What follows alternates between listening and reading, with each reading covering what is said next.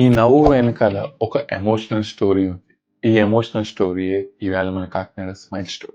Last week Rajesh అనే వ్యక్తి మాకు పళ్ళు చూపించుకోవడానికి వచ్చారండి. ఆయన వచ్చినప్పుడు ఫస్ట్ చెప్పింది 10 years బ్యాక్ ఎప్పుడో పడిపోతే ఫ్రంట్ క్యాప్ వేయించుకున్నారంట. బట్ ఫస్ట్ లో బాగానే ఉంది, తర్వాత కలరు కానీ ఆ షేప్ కానీ సింక్ అవ్వట్లేదు.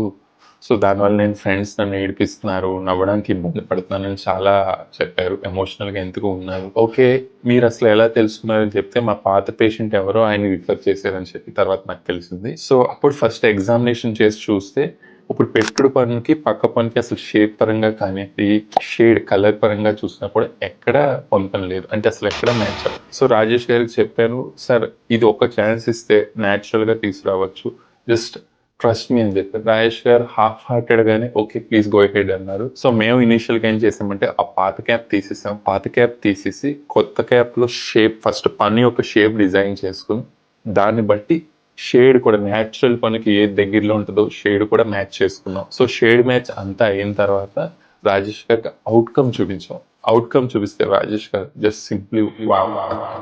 ఎందుకంటే రాజేష్ గారే కాదు, మీరు కూడా ఈ బిఫోర్ అండ్ ఆఫ్టర్ ట్రాన్స్ఫర్మేషన్ చూస్తే వావ్ అనుకునే ఉంటుంది. ఇప్పుడు ఇందులో న్యాచురల్ పని ఏది, ఆర్టిఫిషియల్ పని ఏది, ఈ బిఫోర్ ఆఫ్టర్ చూసి చెప్పండి, ఎవరికి డిఫరెన్స్ తెలియదు. అంత పర్ఫెక్ట్ సింక్ చేయడాన్ని స్మైల్ ట్రాన్స్ఫర్మేషన్ అంటారు. అందుకే ఈ రోజు కాకినాడ స్మైల్ ట్రాన్స్ఫర్మేషన్ లో ఈ వీడియో మీకోసం పెట్టాను. సో మీలో ఎవరన్నా పాత ఎప్పుడన్నా ట్యాప్లు వేసుకుని ఆ కలర్ సింక్ అవ్వలేదనో షేప్ సింక్ అవ్వలేదో అని అనుకుంటుంటే అది కూడా మనం న్యాచురల్ గా ఇప్పుడు కూడా చేంజ్ ఓవర్ చేసుకుని ఆ స్మైల్ ట్రాన్స్ఫర్మేషన్ తీసుకురావచ్చు. జస్ట్ ఒక్క సిట్టింగ్ చాలు, మనకి న్యాచురల్ స్మైల్ ట్రాన్స్ఫర్మేషన్ వస్తుంది విత్ జిర్కోనియా క్రౌన్స్.